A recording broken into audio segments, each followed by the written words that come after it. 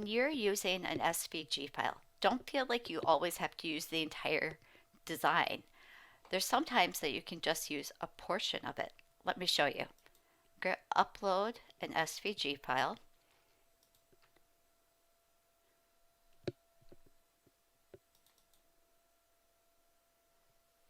And I'm going to change the name of this to family.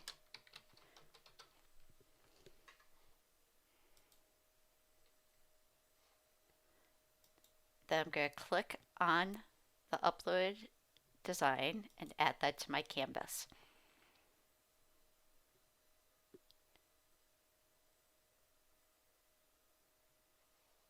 For this project, all I want to use is the word family and these little dots. I'm going to put it on a frame. So all of this other stuff I want to remove from the design because I literally just want to cut out the word family and the little dots. So there's a couple ways you can do that. I'm going to show you one way is to slice out sections. So if I insert a shape and then I take that shape and I use this unlock to stretch it and cover up all these words. Now I want to make sure I just have the words and not any of that little word part of the Y in family. So now I can select all of this and you'll see that slice turns on down here.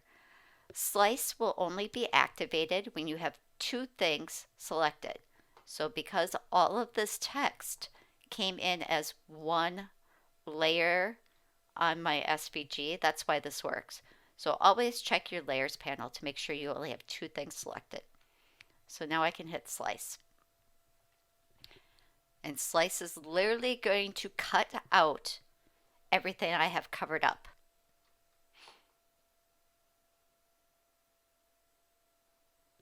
So if I click on the word family now, it's going to slide over here.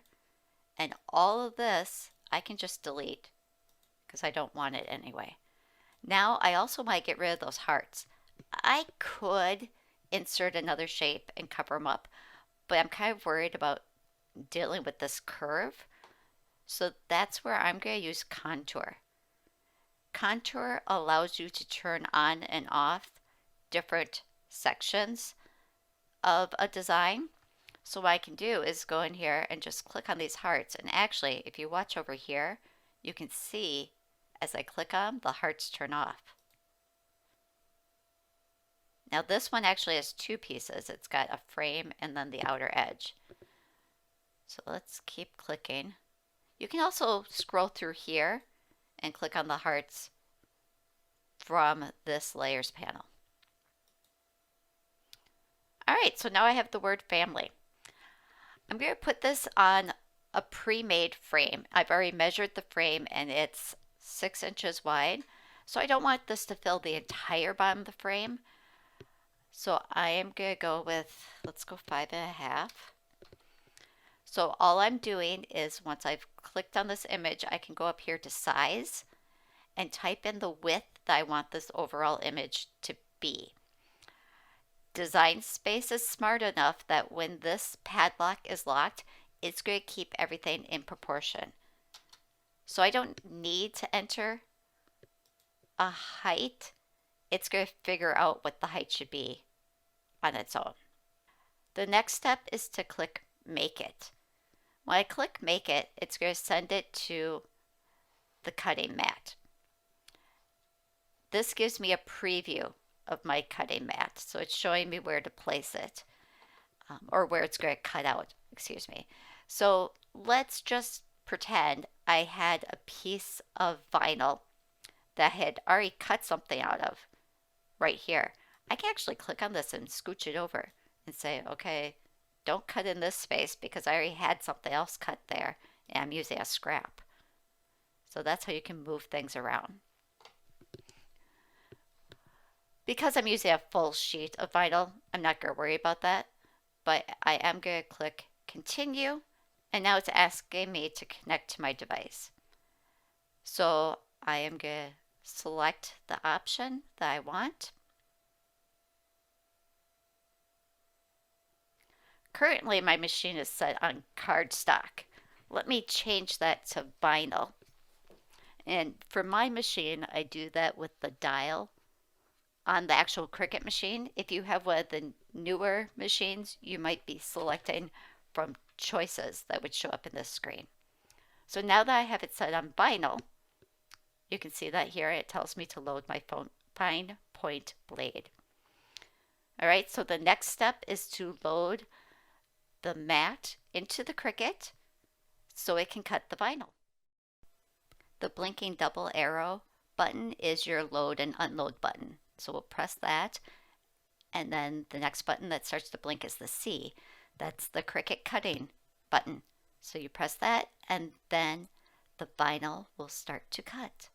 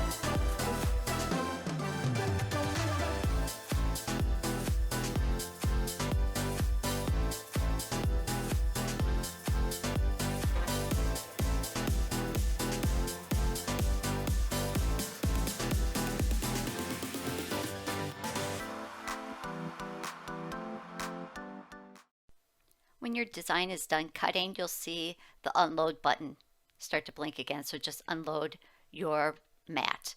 So the next step in the process is weeding your vinyl.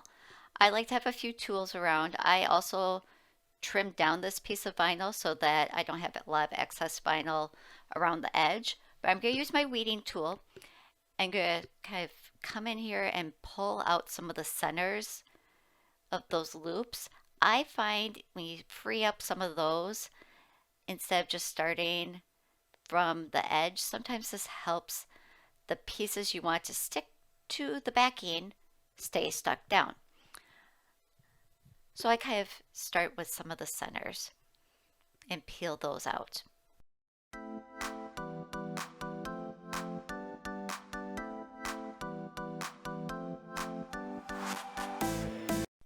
So now I'm going to take my weeding tool and kind of poke into a corner to try to get the big background coming off. And I'm peeling it back, and I'm kind of noticing it's not sticking to the backing, and that's frustrating me. So now I'm going to come in closer to the edge of the cuts and start to peel out some things. It could have been my blade on my Cricut was old, so it didn't cut as clean as I would have wanted it to. So this is kind of a way to save that cut. And my little dots are not coming out of the vinyl. So we might try a little trick to get those to come out. So here's the little trick that I want to show you. It's called reverse weeding. You take your transfer tape that you're going to use anyway to put this whole design on the frame. And before we've fully weeded this design, we're going to lay that right on top. Then you're going to want to get the burnishing tool and just go to town burnishing that down so you get a really good stick. I like to do it on front and back.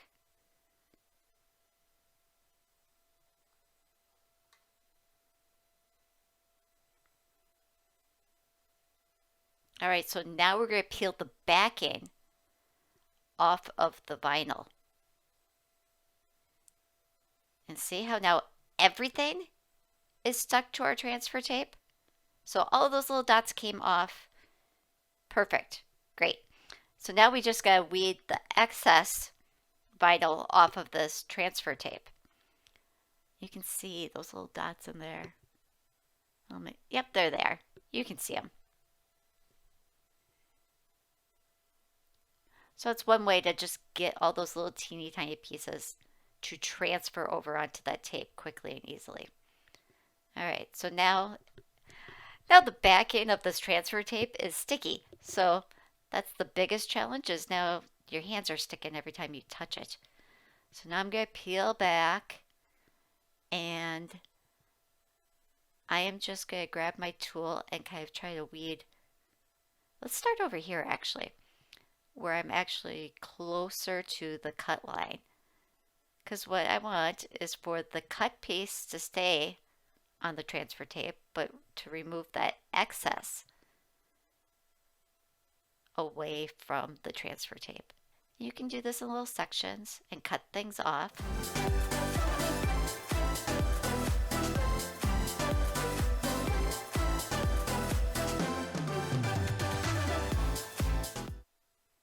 See how that top part just kind of peeled nice? It's because I was working close to the edge and kind of lifting up and separating the edge from the main piece. So just keep working your way around. Okay, so those little dots are still being kind of a pain. They are very tiny. And again, I use my Cricut every day, so my blade might have been dull. So I'm going to flip the whole thing over again and come in with my burnishing tool again and just go really hard over those dots again, because I want to make them work. The other idea is just to not use the dots on this one, or cut the whole thing over again with a brand new blade on my Cricut. But I'm trying to salvage this for you so that you can see how this works. So after I've burnished again, let's try this again.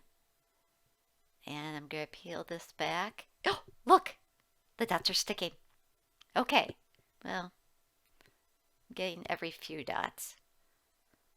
And if I wanted to, I could keep flipping back and forth and burnishing and then going again and burnishing and peeling again.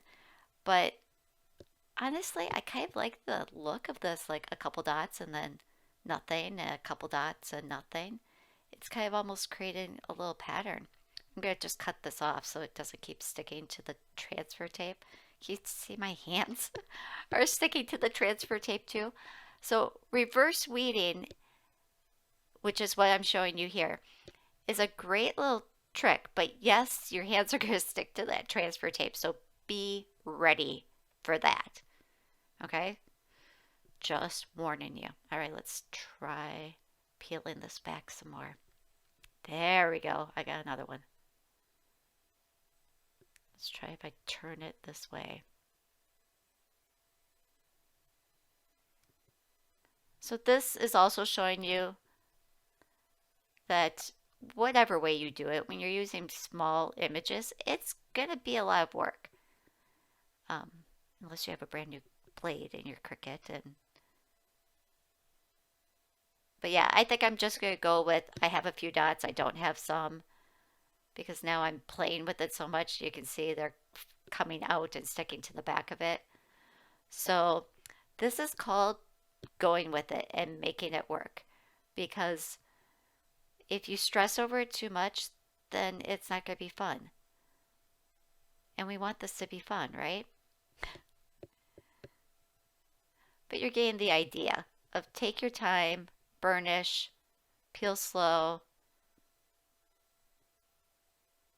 And honestly, this is kind of fun. You know what would be really cute?